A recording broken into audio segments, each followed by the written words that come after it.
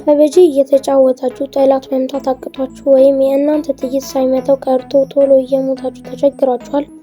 ብዙ ጊዜ ችግሩ የእናንተ አለመመቸት ሳይሆን የሴቲንግ ማስተካከያ ስህተት መሆኑ ነው። የመጀመሪያው ማስተካከያ በቅርብ ርቀት ወይም በክሎዝ ሬንጅ ያላችሁን ፍጥነት ለመጨመር ነው።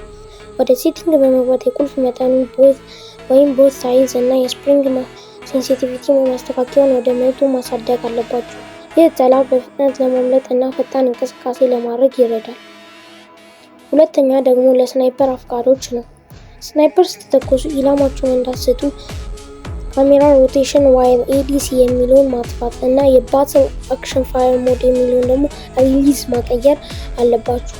ይህ ጠላት ጣታችሁን ስታነሱ እንዲተኩስ በማድረግ ትክክለኛ ኢላማችሁን እንድታዩ ያደርጋል። በሶስተኛ በጣም ወሳኝ ነገር የሴቲንግ ማስተካከያ ነው። በተለይ የ3 ስኮፕ ሪኮል ወይም የመንቀጥቀጥ ለሚያስቸግራችሁ የካሜራ ADS ሴንሲቲቪቲ ወደ 25 አካባቢ ዝቅ ማድረግ እና የግራፊክ ሴንሲቲቪቲ ደግሞ ወደ 300 ማሳደግ ጥይታችሁ በአንድ መስመር ቀጥ ብሎ እንዲተኩስ ያደርጋል።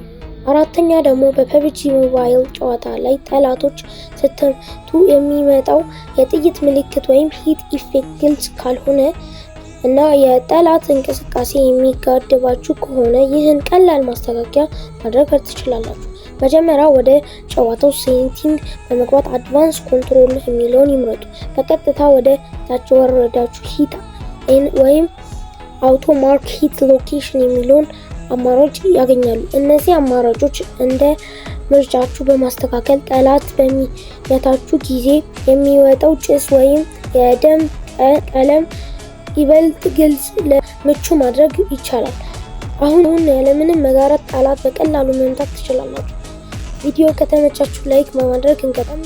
ሁልጊዜ የፓራሹት በምትከፍቱ ጊዜ ዘግይታችሁ እየደረሳችሁ ጠላት ቀድሞ መሳሪያ እያነሳ ተቸግሯችኋል። ይህ የሚሆነው የአወራረድ ስልታችሁ ትክክል ስላልሆነ ነው።